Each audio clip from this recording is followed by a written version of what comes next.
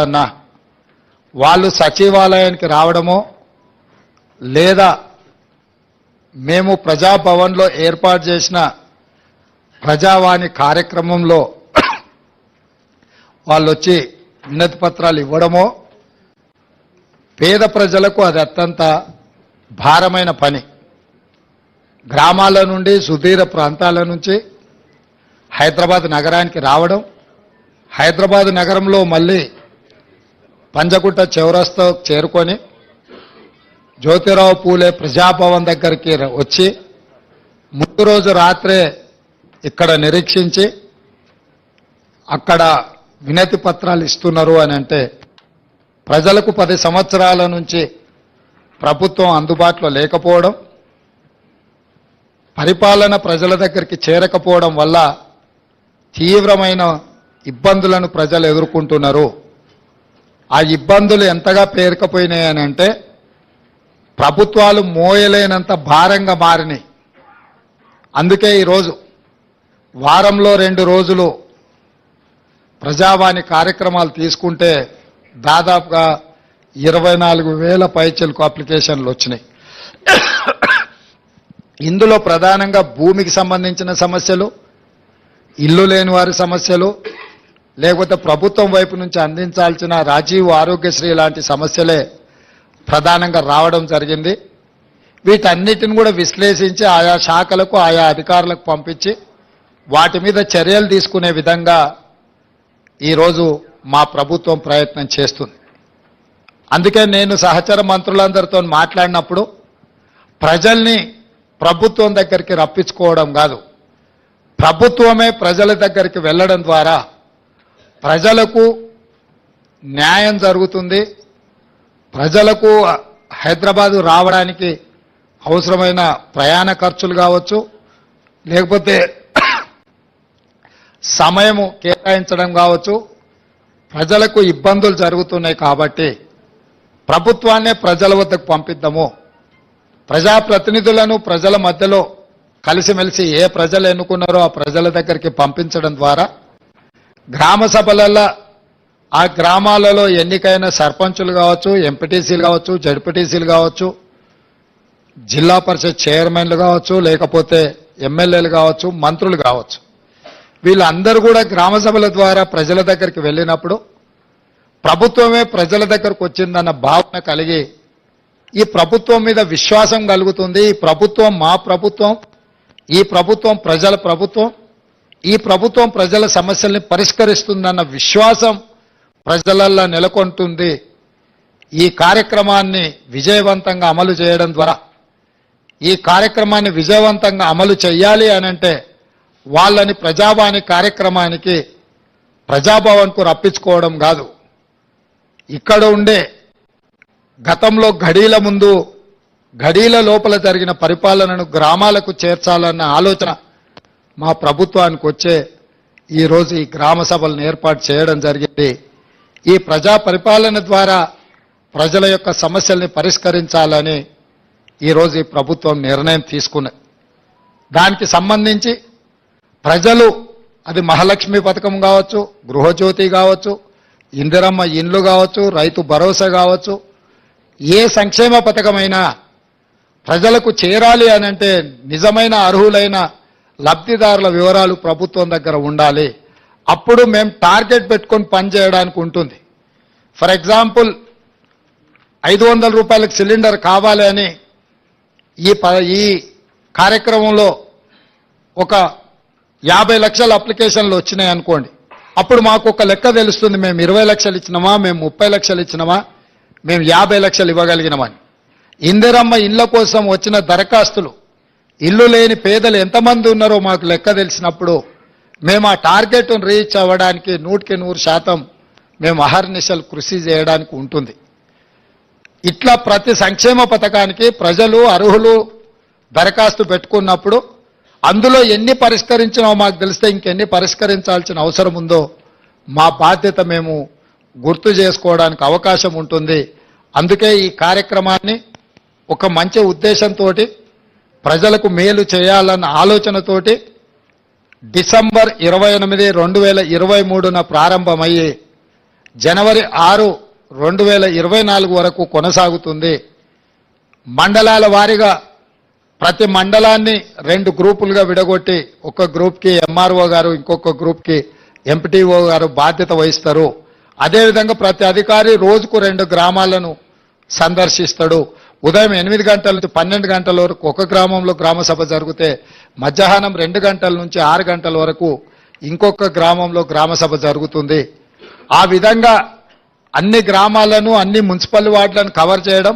ఒకవేళ జనాభా ఎక్కువ ఉన్న గ్రామాలలో అక్కడ కౌంటర్స్ ఎక్కువ తెరిచే ఏర్పాటు చేస్తున్నాం. మహిళలకు, పురుషులకు కూడా సపరేట్గా కౌంటర్స్ పంపిస్తున్నాం. ఇదే కాకుండా డిసెంబర్ 28 నుంచి జనవరి 6 తారీఖు వరకు గ్రామ పంచాయతీలల్లో గ్రామ కార్యదర్శి లేకపోతే అంగన్వాడీ టీచర్లో ఎవరినో పెట్టి అక్కడ అప్లికేషన్లు పెట్టి, ఒకవేళ గ్రామ సభలో అప్లికేషన్లు ఇవ్వలేకపోయిన వాళ్ళు గ్రామ పంచాయతీలో కూడా ఈ పని దినాలలో ఇచ్చుకునే విధంగా కూడా ఏర్పాట్లు చేస్తున్నాం. ఎందుకనంటే ఈ రోజు తప్పితే మళ్ళీ అవకాశం ఉంటుందో లేదో అని అక్కడ ఎక్కువ ఒత్తిడి అయ్యి ప్రజలకు ఇబ్బంది జరగకుండా ఉండడానికి ఈ కార్యక్రమాన్ని ఆ దినాలలో ఖచ్చితంగా అక్కడ గ్రామ పంచాయతీలలో ఏర్పాట్లు చేస్తున్నాం. అదేవిధంగా భవిష్యత్తులో కూడా నిజమైన లబ్ధిదారులు ఎవరైనా అప్లికేషన్ పెట్టుకోకపోతే తర్వాత ఎంపీడీఓ, ఎంఆర్ఓ ఆఫీసులలో కూడా వాళ్ళు ఇవి తీసుకెళ్లి ఇచ్చుకునే అవకాశం కల్పిస్తాం. ఎందుకనంటే ఈ వారం రోజులు దాటితే మళ్ళీ అప్లికేషన్ పెట్టుకోవడానికి అవకాశం ఉందో లేదో, మాకు వస్తుందో రాదో, ఈ ఒకవేళ అప్లికేషన్ పెట్టకపోతే రాదేమో అన్న ఆందోళన చెందాల్సిన అవసరం లేదు. ఈ స్పెషల్ డ్రైవ్ ఎందుకంటే మీ గ్రామాలకే ప్రభుత్వాన్ని పంపించాలన్న ఆలోచనతోటి, మీ గ్రామంలోనే మీరు ఎక్కడికి వెళ్లాల్సిన పని లేదు, మీరు ఎవరిని కలవాల్సిన పని లేదు, మీరు ఎవరి కోసమో ఎదురు చూడాల్సిన పని లేదు. ప్రభుత్వమే మీ దగ్గరకు వచ్చింది, మీ గ్రామానికి వచ్చింది, మీ వార్డుకు వచ్చింది, మీ మధ్యలో ప్రభుత్వం ఉంది. ఈ ప్రభుత్వం మీది, మీకోసమే ఏర్పడ్డ ప్రభుత్వం. అందుకే మీ దగ్గరికి రావాలన్న జవాబుదారీతనంతో గ్రామ సభలు ఏర్పాటు చేయడం ద్వారా ఈ ప్రభుత్వాన్ని గ్రామాలకు పంపిస్తున్నాము. గతంలో గడీల మధ్యలో జరిగిన పరిపాలనను గ్రామాల మధ్యకు తీసుకొచ్చి గ్రామ సభలు పెడతామని ఎన్నికల కంటే ముందు మేము మాట ఇచ్చినాం. ఆ మాట నిలబెట్టుకోవడానికి 100% మేము ప్రయత్నం చేస్తున్నాం. డిసెంబర్ 7 తారీఖు నాడు మేము బాధ్యత తీసుకుంటే జనవరి 7 తారీఖు లోపలనే ఈ లబ్ధిదారుల యొక్క వివరాలన్నీ సేకరించే ప్రయత్నాన్ని మా ప్రభుత్వం పూర్తి స్థాయిలో మేము పని చేస్తున్నాం. మీడియా మిత్రులకు కూడా నా సూచన, పూర్తిగా సహకరించండి. ఇది ప్రజల మేలు కోసం, ప్రజల బాగు కోసం, నిస్సహాయులకు సహాయాన్ని అందించడం కోసం తీసుకొస్తున్న పథకము. దీన్ని ప్రజలందరికీ చేరేసే విధంగా మీరు మీ బాధ్యత నెరవేర్చండి. మీరు మేము కలిసి పనిచేస్తే ప్రభుత్వం యొక్క పథకాన్ని ప్రజలకు చేరవేయాలంటే అనుసంధానకర్తలుగా వ్యవహరించాల్సింది మీడియా మిత్రులే. ప్రజలకు ప్రభుత్వానికి మధ్యలో వారధిగా నిలబడండి. ఈ సమస్యల పరిష్కార సారథులుగా మారండి. ఈరోజు ఇక్కడ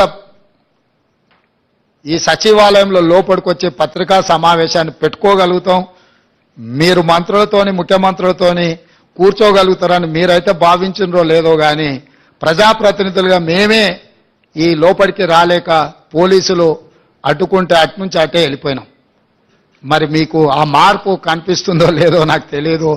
ఖచ్చితంగా ఆ మార్పును మీరు చూస్తున్నారు. భవిష్యత్తులో ఇక్కడ ఇదే హాల్లో పూర్తి స్థాయిలో మా మంత్రివర్గ సహచరులు, ఉప ముఖ్యమంత్రి గారు, మేము కానీ ప్రభుత్వం వైపు నుంచి అధికారిక కార్యక్రమాలు ఏమైనా చేపట్టినప్పుడు ఇక్కడనే పత్రికా సమావేశాన్ని ఏర్పాటు చేయడానికి ఒక మీడియా కాన్ఫరెన్స్ హాల్ కూడా క్రియేట్ చేయమని చెప్పి మా చీఫ్ సెక్రటరీ గారికి మేము ఆదేశాలు ఇవ్వడం జరిగింది. తొందరలోనే ఇక్కడ మీడియా మందిరం ఉంటుంది.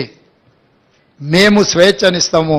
మీరు దాన్ని దుర్వినియోగం చేయకుండా అందరూ సహకరించాల్సిందిగా, ఈ కార్యక్రమాన్ని ప్రజల దగ్గరికి తీసుకెళ్లాల్సిందిగా. మాకు తెలుసు ఢిల్లీలో కూడా నిన్న మీడియా మిత్రులు కలిసి వినతి పత్రం ఇచ్చారు. మీ సమస్యలు కూడా చాలా ఉన్నాయి, చాలా కాలం నుంచి పేరుకపోయినాయి. తొందరలోనే వాటన్నిటి మీద కూడా దృష్టి పెడతాము. ఎవరూ ఆందోళన చెందాల్సిన పని లేదు. ఈ ప్రభుత్వం మీది, మీకోసం పనిచేస్తుంది, ప్రజల కోసం పనిచేస్తుంది. ప్రజలకు పనిచేసే విధంగా మీరు మాకు సహకరించాల్సిందిగా కోరుకుంటున్నాను. అదేవిధంగా నిన్నో మన్నో ప్రజావాణి కార్యక్రమానికి కాడబిడ్డ వచ్చింది, అక్కడ దరఖాస్తు ఇచ్చింది, వీళ్ళు పరిష్కరించలేదు, నేను పరిష్కరిస్తున్నా, ₹1,00,000 ఇస్తున్నా అని కేటీఆర్ గారు ఎక్కడో టీవీలో పేపర్లో ఎక్కడో నాకు భలే సంతోషం అనిపించింది. నీ 1,00,000 కోట్లలో ₹1,00,000 అన్న నీ మొడలు వంచి పేదలకు వంచిపించిన ప్రజావాణి విజయవంతమైనట్టే కదా. ప్రజావాణి ఏంది, అక్కడికి వచ్చిన వాళ్ళ సమస్య పరిష్కరించడానికి, ఆ సమస్యను మేము పరిష్కరించినట్టే కదా. ఆమె అక్కడికి రావడం వల్ల, ఆ సమస్య తెలవడం వల్ల 1,00,000 కోట్లు అక్రమంగా సంపాదించుకున్న దాంట్లో ₹1,00,000 అయితే ఒక మహిళకు పంచివ్వగలిగినాం కదా. కాబట్టి మా ప్రజావాణి కార్యక్రమం విజయవంతం అవ్వడం మొదలుపెట్టింది. భవిష్యత్తులో కూడా ఈ కార్యక్రమాన్ని ముందుకు తీసుకెళ్తాం. ప్రారంభంలో చిన్న చిన్న అంశాలు ఏమన్నా ఉన్నా మీడియా మిత్రులందరూ కూడా ఇది మీ బాధ్యతగా భావించి దాన్ని బాగా ముందుకు తీసుకెళ్లడానికి సహకరించాల్సిందిగా కోరుకుంటూ, ఇంకా 99,999 కోట్ల రూపాయలు కేటీఆర్ దగ్గర ఉన్నాయి. 1,00,000 కోట్ల సంపాదనలో 1,00,000 పోయినా మిగతాది ఉంది కాబట్టి మిగతాయి కూడా పంచాల్సిన పరిస్థితి, పంచిపించాల్సిన గత్యంతరం లేని పరిస్థితి వాళ్ళకు కల్పిస్తాం. తప్పకుండా అవి పంచక తప్పదు.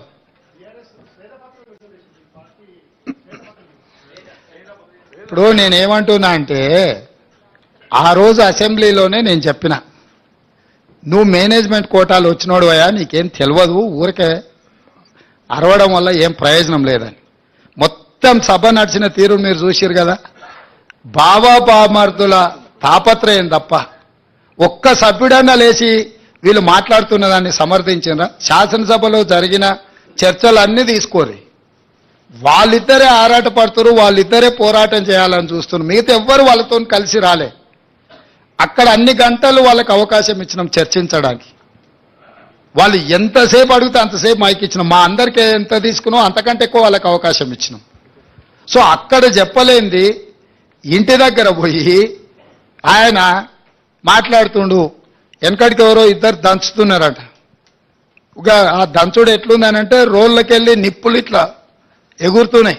ఇక ఆ దంచడం చూసి అందరు అబ్బా ఏం దంచుతురు అని అందరు చప్పట్లు కొడతానే ఉన్నారు భజన పార్లందరూ. ఓ అరగంట అయినాక పెద్దవాడు మిసలావిడ అట్లకెళ్ళి పోత చూసి, అరే ఆ రోళ్ళు జొన్నలు లేవు, సజ్జలు లేవు, ఎందుకు ఎగిరెగిరి దంచుతురు, ఎంత దంచినా అలచిపోడు తప్ప దాంతో వచ్చేది ఏం లేదని చెప్పినాడు. అసెంబ్లీలో కూడా హరీష్ కేటీఆర్ దంచుడు అట్లా ఉన్నది. ఆడ విషయం లేదు, ఎగిరెగిరి దంచినా ఎగరకుట్ట దంచినా ఆడున్నది అంతా గంతే. మేము ఉన్న వాస్తవాలు అక్కడ బయట పెట్టినాం. మా ఆర్థిక మంత్రి గారు, మా ఉప ముఖ్యమంత్రి గారు వాస్తవాలను అక్కడ టేబుల్ చేసి మీరు ఏమేం చెప్తారో చెప్పండి అని చెప్పి రోజంతా సమయం ఇచ్చినాం. అక్కడ చెప్పాల్సింది చెప్పకుండా ఇంటికాడికి పోయి మళ్ళేదో కొత్త దుకాణం తెరిచాను. వాళ్ళ దగ్గర ఉన్న ఆస్తి ప్రజల యొక్క రక్త మాంసాలను పీల్చి పిప్పి చేసి సంపాదించుకున్న సంపద ఈరోజు వాళ్ళు తింటున్నారంటే అది రక్తపు కూడు, అది శ్వేతపత్రం కాదు. మా వాళ్ళు ఏం చెప్పిండ్రు, నిజంగా ఉపయోగపడే వాటి అన్నిటినీ కూలగొట్టి మళ్ళీ నిర్మించిండ్రని అన్నారు. ఫర్ ఎగ్జాంపుల్ ఈ సచివాలయమే తీసుకో. గతంలో ఉమ్మడి రాష్ట్రానికి ఉపయోగపడ్డ సచివాలయం 2012లో ఎల్ఎన్టీ కంపెనీ కట్టిన భవనాలు అన్నీ ఉండే, 12 లక్షల స్క్వేర్ ఫీట్ ఉండే ఆ రోజు. ఆ రాష్ట్రం తరలిపోయినాక మొత్తం మనకు ఉపయోగంలో ఉండి ఇంకా అవసరమైతే ఇంకా కొన్ని హాస్పిటల్స్కో కొన్ని ప్రభుత్వ కార్యాలయాలు కూడా ఎక్కడెక్కడ కిరాయికునో వాటి అన్నిటిని ఇక్కడ తరలించి పెట్టుకోవడానికి అవకాశం ఉండే. ఒకవేళ ఇది మీకు అచ్చి రాలే, దీన్ని ఏ ప్రభుత్వ ఆసుపత్రిగానో మార్చి కొత్త ఖాళీ జగాలో ఈ సచివాలయాన్ని కట్టినుంటే ఇది ఉపయోగపడుతుండే, అది ఉపయోగపడుతుండే. ఇక్కడ అన్ని రకాల వసతులతో ఉన్న భవనాలను కూలగొట్టి కొత్తటి కట్టి ఆస్తి సృష్టించినమంటారు. అక్కడ కూడా ఉన్న భవనాలన్నీ కూలగొట్టి కట్టినారు. ఎక్కడైనా ఉన్నదాన్ని కూలగొట్టి కొత్తది కడుతుందంటే ఉద్దేశం ఏందో మనం అర్థం చేసుకోవాలి. అంతెందుకు నేను కొత్త బండ్లు కొనను, ఖర్చు పెట్టానని చెప్పిన. మీకు తెలవాల్సింది ఏంటంటే 22 ల్యాండ్ క్రూజర్లు కొని కొత్తవి దాచిపెట్టారు. నేను సీఎం అయినాక 10 రోజుల వరకు నాకే తెలియదు. నేను పాత బండ్లు ఏదో అడ్జస్ట్ చేసి అన్ని రిపేర్లు చేయండి, చూసి ఇచ్చేయండి అని నేను చెప్తుంటే చిన్న ఒక అధికారి వచ్చి షోలో చెప్తున్నాడు, సార్ పోయినసారి 22 ల్యాండ్ క్రూజర్లు కొన్నాడు, అన్ని విజయవాడలో దాచిపెట్టినాం సార్. కొత్త ప్రభుత్వం ప్రమాణ స్వీకారం చేయగానే అన్ని తెద్దాం అనుకున్నాం. ఆయన నెత్తి మీద దరిద్రం ఉండి ఆయన ఇంటికి పోయింది సార్. 22 కొత్త ల్యాండ్ క్రూజర్లునే. అసలు ఇన్ని వందల వేల వాహనాలు ఉన్నప్పుడు ఒక్కొక్క బండికి దాదాపుగా 3 కోట్ల రూపాయలు అవుతుంది. మరి బుల్లెట్ ప్రూఫ్ చేసిన తర్వాత ఇంకా కొంచెం ఎక్స్ట్రా అవుతుంది. 22 కొత్త ల్యాండ్ క్రూజర్లు చెప్పా పెట్టకుండా కొని దాచిపెట్టిన కేసీఆర్. మూడోసారి కూడా వస్తాడు అన్ని అందరూ 22 అంటే ఆయనకు ఆయన వంది మాగతులకు అందరికీ ఉండడానికి. ఇట్లాంటివి ఆయన సృష్టించిన సంపద. అది ప్రభుత్వ ఆస్తి తీసుకోకుండా వెళ్ళిపోతాయి. కావాలంటే మీరు కూడా తిరగండి, ఇస్తాం అట్లా రౌండ్ కొట్టండి.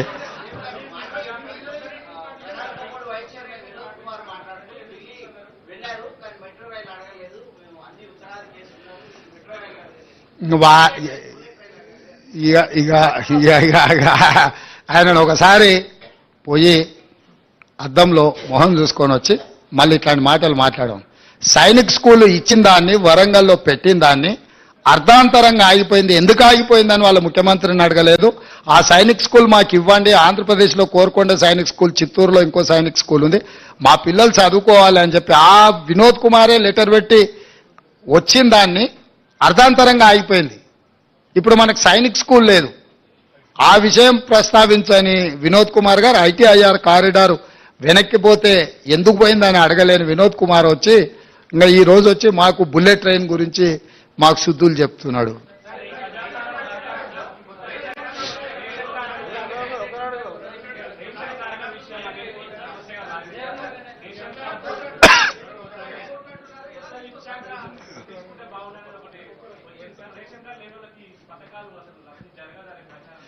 రేషన్ కార్డులు లేకుండా పథకము రావడం కష్టం, కానీ రేషన్ కార్డులు ఇస్తాం కదా. రేషన్ కార్డులు ఇవ్వకపోతే నువ్వు చెప్పేది సమస్య. ఈ అప్లికేషన్లు తీసుకుంటాం, ఇందులో రేషన్ కార్డులు లేని వాళ్ళు ఎవరైనా కాగితాలు దరఖాస్తులు ఇచ్చినా తీసుకుంటాం. రేషన్ కార్డుల కోసం ప్రభుత్వం నిరంతర ప్రక్రియ కింద ముందుకు వెళ్తుంది. ఇప్పుడు ఈ ప్రిస్క్రైబ్డ్ అప్లికేషన్లో ఏం రాయాలనో అది ఉన్నది. అదనంగా నువ్వేం అప్లికేషన్ ఇచ్చినా అది తీసుకుంటాము.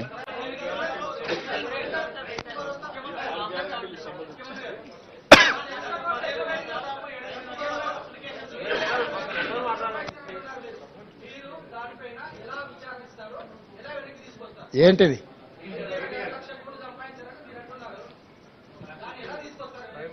వస్తుంది అన్ని ఒకటే రోజు చెప్తా వెంకటరాజు గారు. నువ్వు మళ్ళీ ప్రెస్ మీట్ కూడా రావు. డెఫినెట్గా నువ్వేం టెన్షన్ తీసుకోక. ఏంటన్నా నీకు తెలిసిన వివరాలు కూడా ఉంటే వాటిని కూడా ఇస్తాం. ఇప్పుడు ఆల్రెడీ కాళేశ్వరం మీద ఆర్డర్ ఇచ్చినాం, చూసినావు కదా. మేడిగడ్డ, అన్నారం బ్యారేజ్ల మీద ఏం చేయదలుచుకున్నాం ఇచ్చినాము. అదేవిధంగా ఛత్తీస్గఢ్ది యాదాద్రి, భద్రాద్రి మీద కూడా ఆర్డర్ ఇచ్చినాము.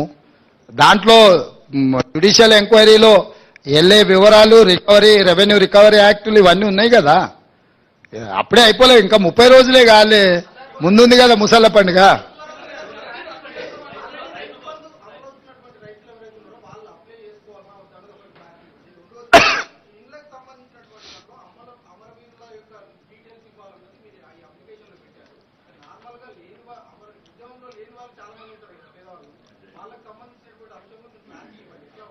ఇప్పుడు అందులో ఇచ్చిన క్లారిటీ చదువుకొని అవి దాని తర్వాత ఏమైనా సమస్యలు వస్తే డెఫినెట్గా వాటి అన్నిటిని కూడా పరిష్కరించే బాధ్యత చేస్తాం. ఇప్పుడు అదే చెప్తున్నా, 30 రోజులే కాలేదు. ఈ రోజు ఏమేమి అడుగుతున్నాం ఆ వివరాలు ఇవ్వండి.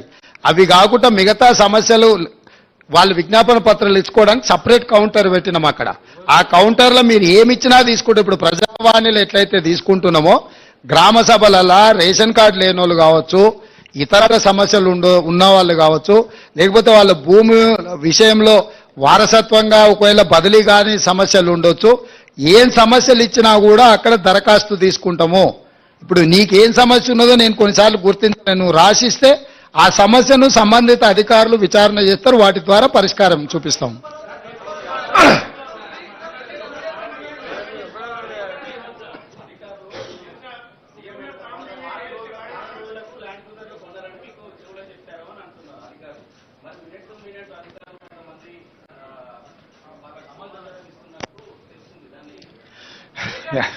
నువ్వు చెప్పిన సమాచారం కూడా కొంత ఉంది. ఆ వివరాలు చెప్పే అధికారుల పేర్లు కూడా చెప్పినావు అనుకో, ఇంకా కొంచెము పారదర్శకంగా ముందుకెళ్దాం.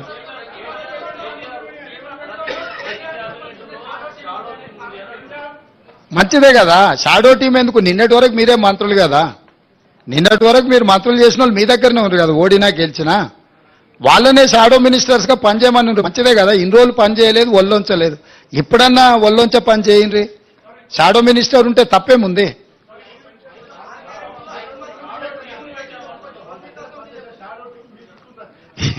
నేనేమంటున్నానంటే అధికారం విడ్రాయల్ సిమ్టమ్స్ అనేది తెలుసు కదా. అంటే మా కొడంగల్ ప్రాంతంలో లేకపోతే నారాయణపేట ప్రాంతంలో కొన్ని ప్రాంతాలలో కల్తీ కళ్ళు ప్రభావం కొంచెం ఎక్కువ ఉంటుంది. మత్తు కళ్ళు అంటారు కదా, మందుకళ్ళు తాగినోడు సడన్గా మందుకళ్ళు దొరకకపోతే ఆ పిచ్చి పిచ్చి చేష్టల్ని తట్టుకోవడానికి కుటుంబ సభ్యులే మంచాన్ని కట్టేస్తారు తాళ్ళు పెట్టి. అధికారం పోయిన విడ్రాయల్ సిమ్టమ్స్ తోని కేటీఆర్ అట్లా మాట్లాడుతుండు. కొంతకాలం అతన్ని తాళ్ళు పెట్టి మంచాన్ని కట్టాల్సిన పరిస్థితి ఉంటుంది. ఈ అన్నిటిని మేమేం తప్పు అర్థం చేసుకోము. ఎందుకంటే అధికారం కోల్పోయిన బాధలోనో భయంలోనో రకరకాలుగా మాట్లాడుతుంటారు. షాడో టీం ఎందుకే? అసెంబ్లీలో నీకే మైకిచ్చి నువ్వే సూచన చేయి, నువ్వే సలహా చేయి, మేము తీసుకున్న నిర్ణయాలను విశ్లేషణ చేయమని బాహటంగా అసెంబ్లీలోనే అవకాశం ఇస్తుంటే మళ్ళీ ఇంక వెనకంగా షాడో టీం పెట్టేదేముంది? వస్తా స్టార్ట్ అయింది కదా, ఇంకా అది ఇప్పుడే మొదలైంది కదా. అవి కాలేజీలలో చేయాల్సింది, గ్రామాలలో కాదు. కాలేజీలు మళ్ళీ నెక్స్ట్ అకాడమిక్ ఇయర్ స్టార్ట్ అయింది కదా, ఆ కాలేజీలలోనే కౌంటర్స్ ఓపెన్ చేసి డైరెక్ట్ అక్కడనే తీసుకుంటాం.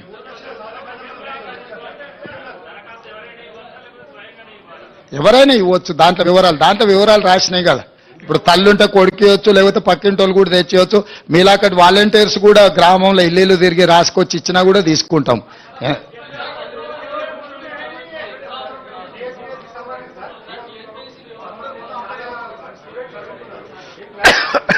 టీఎస్పీఎస్సీ విషయంలో మేము కూడా మీ దృష్టికి తీసుకురావాల్సిన అవసరం ఉంది, నిరుద్యోగ యువకులకు చెప్పాల్సిన అవసరం ఉంది. పరీక్షలు నిర్వహించడం కానీ, పరీక్షా ఫలితాలను ప్రకటించడం కానీ, ఉద్యోగ నియామక పత్రాలు ఇవ్వాలంటే తెలంగాణ పబ్లిక్ సర్వీస్ కమిషన్కు చైర్మన్ ఉండాలి. చైర్మన్ లేకుండా ఈ ప్రక్రియ ఏది జరగదు. ఇది న్యాయపరంగా చెల్లదు, అక్కడ ఉన్న చట్టం కూడా అనుమతించదు. ఇప్పుడు ఉన్న చైర్మన్ గారు మిగతా సభ్యులు రాజీనామా పత్రాలు సమర్పించారు. గతంలో గవర్నర్ గారికి వచ్చిన ఫిర్యాదుల మేరకు వారు కొన్ని నిర్ణయాలు తీసుకోవడానికి రాష్ట్రపతి అనుమతి అడగడము, రకరకాల వివిధ స్థాయిలలో అవి పెండింగ్లో ఉన్నాయి. వాటిని ఒక్కసారి పరిశీలించిన తర్వాత న్యాయ నిపుణుల సలహా తీసుకొని వీళ్ళని ఆమోదిస్తామన్నారు. కొత్తగా చైర్మన్ సభ్యులను నియమించుకొని పారదర్శకంగా నిర్దిష్టంగా నియామకాలు జరుగుతాయి. ఎవరు ఏ గందరగోళ పడాల్సిన అవసరం లేదు, ఏ విద్యార్థులు ఆందోళన చెందాల్సిన అవసరం లేదు. ఇవాళ ప్రశ్నాపత్రాలు పల్లి బఠానీలలాగా జిరాక్స్ సెంటర్లో అమ్మకాలు జరిగినప్పుడున్న చైర్మన్లు మెంబర్ల మీద నిరుద్యోగ యువకులకు విశ్వాసం లేకపోవడం, నిర్వహించిన పరీక్షలు అన్నిటిని కూడా రద్దు చేయడం, రకరకాల గందరగోళ పరిస్థితుల్లో ఈరోజు విద్యార్థులు నిరుద్యోగ యువకులు ఉన్నారు. కాబట్టి వాళ్ళు ఆల్రెడీ గవర్నర్ గారికి రాజీనామాలు సమర్పించారు. నాకు తెలిసి నెక్స్ట్ 4-5 రోజుల్లో గవర్నర్ గారు వీటి విషయంలో నిర్ణయం తీసుకోబోతున్నారు. వారు నిర్ణయం తీసుకున్న ఎంబడే వేగంగా కొత్త బోర్డును నియామకాలు చేపడతాము. చేపట్టిన ఎంబడే పోటీ పరీక్షలు నిర్వహిస్తాము. పోటీ పరీక్షల ఫలితాలను ప్రకటించి పారదర్శకంగా సంవత్సరం తిరిగే లోపల డిసెంబర్ 9, 2024 లోపల క్యాలెండర్ డేట్ మేము రిలీజ్ చేసినాము. ఖచ్చితంగా సంవత్సరం తిరిగే లోపల 2 లక్షల ప్రభుత్వ ఉద్యోగ ఖాళీలను భర్తీ చేస్తాము. పారదర్శకంగా చేయడానికి అవసరమైన నిర్ణయాలు, సాంకేతికపరమైన న్యాయపరమైన అంశాలను పూర్తిగా విశ్లేషించుకొని ముందుకెళ్తుంది ప్రభుత్వం. రేవంత్ సాబ్ సీఎం గారు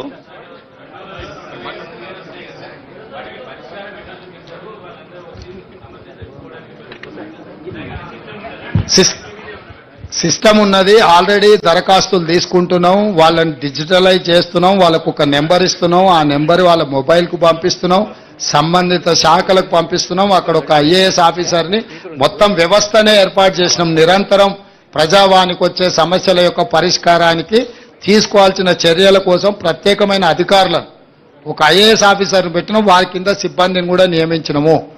ఇవి ఇక్కడ ప్రజావాణి దగ్గర దరఖాస్తు తీసుకోగానే ఇక్కడ పరిష్కారం జరగదు. ఊర్లో ఎంఆర్ఓ ఆఫీస్తోని పని ఉందనుకో, ఇప్పుడు అది ఆ ఎంఆర్ఓ ఆఫీస్కు ఫార్వర్డ్ చేయాల్సిందే కదా. లేకపోతే ఏదో హాస్పిటల్లో వైద్యానికి సంబంధించి ఇమ్మీడియట్ గా సంబంధిత అధికారులకు పంపించాల్సిందే.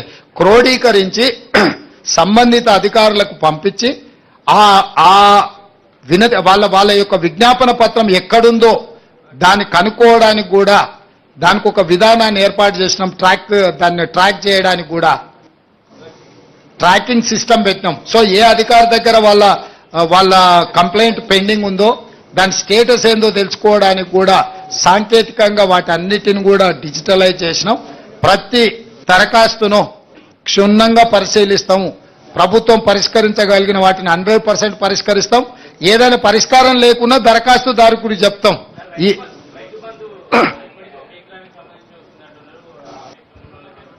అయ్యా పోయిన సంవత్సరం కానీ గత సంవత్సరం కానీ డిసెంబర్ 28కి మొదలయ్యి మార్చి వరకు పేమెంట్లు వేసినారు. ఈసారి డిసెంబర్ 9 నాడే పేమెంట్లు వేసినాం. మీరు గతంలో చూడండి, ప్రతి సంవత్సరము ఎప్పుడు రైతు బంధు పథకం ఖాతాలో పడ్డది, ఎప్పటి వరకు ఇచ్చుకుంటూ వచ్చిండ్రు. చాలా విచిత్రంగా అప్పుడే అది ఇవ్వలేదు, అప్పుడే ఇది ఇవ్వలేదు. బాబామర్దులు ఇద్దరు తోకదగిన బల్లులాక వాళ్ళ దుంకులాట ఏందో నాకు అర్థం కాలే. పోయిన సంవత్సరం కూడా డిసెంబర్ 20 నాడు మొదలుపెట్టారు. మార్చి 31 వరకు రైతు బంధు పథకం ఖాతాలో పైసలు వేసుకుంటూనే పోయినరు. అన్ని ఖాళీ చేసిపోయినరు నాయన, మొత్తం ఏంది లేదు. వచ్చి చూస్తే ఖాళీ గిన్నెలే కనిపిస్తున్నాయి. మేము లంక బిందెలు అనుకొని వస్తే ఖాళీ కుండలు కనిపిస్తున్నాయాడా. ఇక దాన్ని అంతా సర్దిద్దాలి సంసారం ఇప్పుడు. సీఎం సార్, సీఎం సార్ బోలో. సీఎం సార్,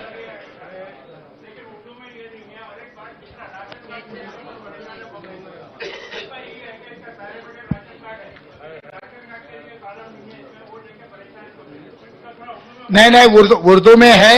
जो ग्रेटर हैदराबाद में जहां जहां उर्दू पढ़ सकते लिख सकते वो एरिया में उर्दू का एप्लीकेशन अलग बनाए. हमारा जीएचएमसी कमिश्नर उसके लिए अलग काउंटर भी बनाए. जो भी राशन कार्ड नहीं है, रेशन कार्ड भी देने के लिए एप्लीकेशन ले रहे. जिसका जिसका रेशन कार्ड है, जिसका जिसका वो आधार कार्ड है, जिसका जिसका घर का जरूरी है, जो भी जरूरी है उसमें लिखा दे. अगर उसमें नहीं है तो भी दूसरे भी अगर दरखास्त रखे तो दरखास्त लेने के लिए भी दूसरे काउंटर लगवाए.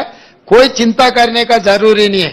8 दिन हर वार्ड में, म्युनिसिपालिटीज में हर वार्ड में काउंटर रहेगा 10 बजे से लेकर 5 बजे तक. हम लोग सरकार को गांव-गांव में भेजने के लिए कोशिश कर रहे हैं. सरकार जिस दिन गांव को गया, अगर वहां पर कोई नहीं है तो भी बाद में ग्राम पंचायत में जा सकते, नहीं तो म्युनिसिपालिटी में म्युनिसिपल वार्ड को जा सकते. उसके अलावा भी तहसीलदार कहने दरखास्त दे सकते. कोई किसी को नुकसान पहुंचाने का काम अपना सरकार नहीं करेगा. जो जो जिसको जिसको जरूरत है सबको मिल जाएंगे. CM sir, CM sir, CM sir, रोशन अली सर,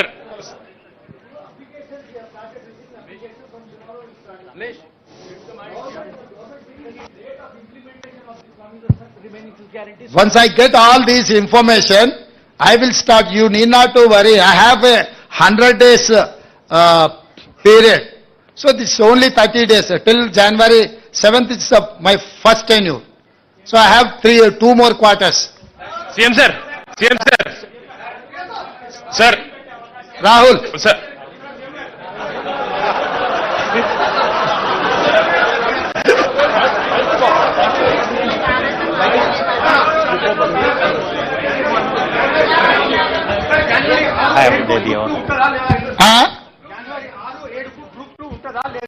దాని మీద ఇంకా సమీక్షించి నిర్ణయం తీసుకుంటాం. డెఫినెట్ గా రాహుల్ చెప్పింది మా దృష్టికి వచ్చింది. డెఫినెట్ గా మా అధికారులతో మాట్లాడి నిర్ణయం తీసుకుంటాం.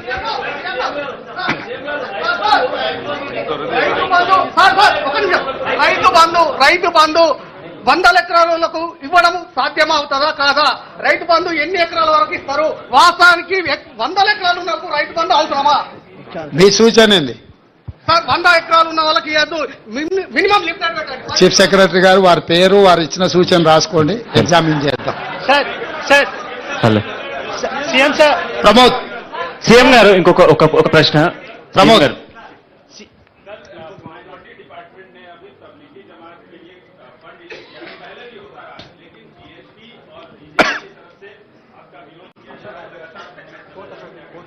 भाई ये पहली बार केस नहीं है, ये आखिरी बार भी नहीं है।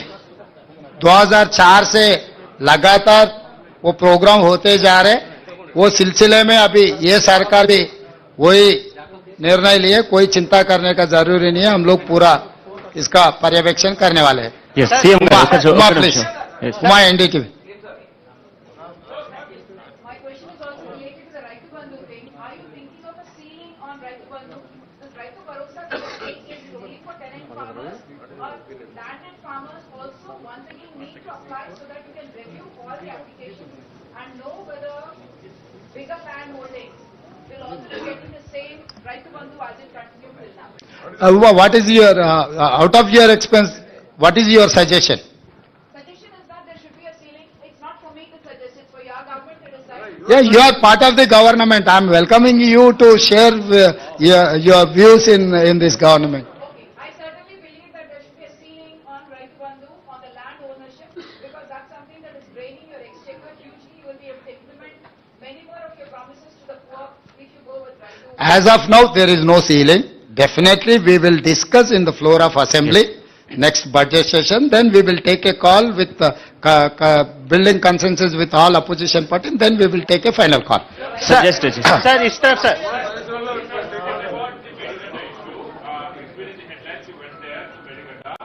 along with Mr. Rahul Gandhi. So recently we have heard that there will be a judicial inquiry. So is it and also because the officials have clearly stated that the plan was given by the irrigation department, which was led by the minister and also former chief minister. तो ये यहाँ हर आदमी, Charles Sobhraj भी आप कुछ पूछे तो वो बोलेगा कि मैं कुछ नहीं किया, मैं ऐसे गुनाह कुछ भी नहीं किए, मुझे छोड़ दो, ऐसी कहता है। तो इसमें कौन गुनहगार है, कौन क्या किए, कौन कहां से लूटे, ये सब सारे इंक्वायरी इसीलिए डाल रहे कि जुडिशियल इंक्वायरी इसीलिए बना रहे कि कौन कौन जिम्मेदार है। इंक्वायरी में ये पूरा तय हो जाएंगे, एल&टी का रोल क्या है, हरीश राव का रोल क्या है, केसीआर जी का रोल क्या है, और अलग दूसरे अधिकारी का भी क्या रोल है, वो बाद में पता लगेगा कि after once we have completed our inquiry. CM sir ఇస్తారు sir CM sir yes, very सून।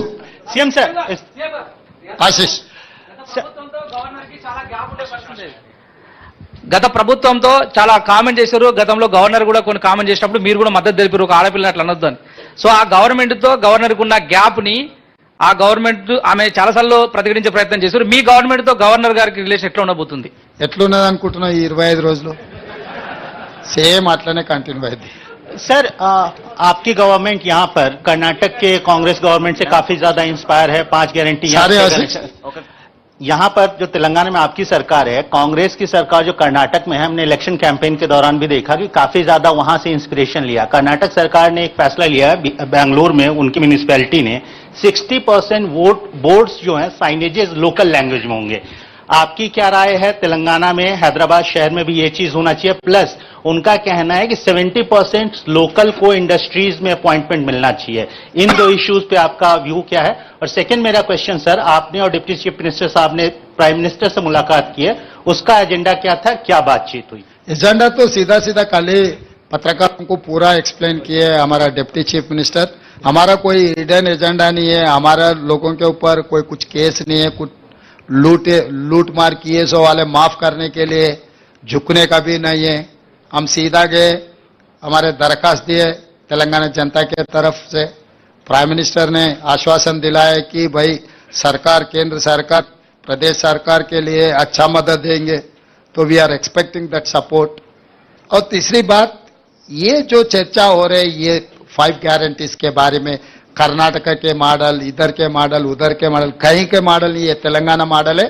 तेलंगाना मॉडल के हिसाब से हम जिम्मेदारी से ये काम निभाएंगे।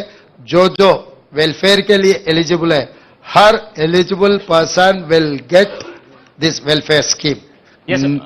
సార్ ఒక్క నిమిషం సార్, ఇప్పుడు ఆల్రెడీ రైతు బంధు కానీ పింఛన్లు కానీ ఒక్క నిమిషం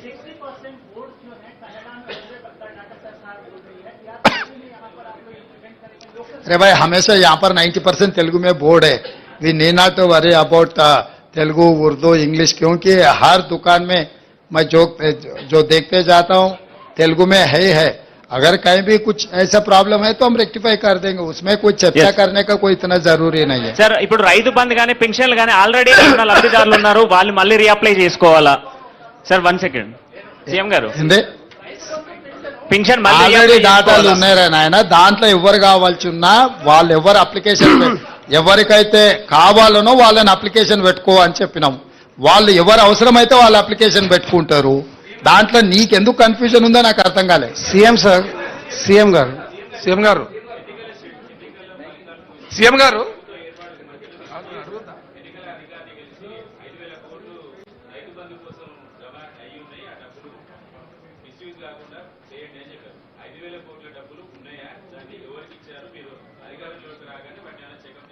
వాటన్నిటిని పర్యవేక్షణిస్తూనే ఉన్నాం. ఇప్పుడు ఏమీ లేదు అక్కడ. సార్ గారు అంతా ఊడ్చిపెట్టిపోయినరు, తూడ్చిపెట్టిండు ఊడవడమే కాకుండా చాలా డ్రైగా ఉన్నది.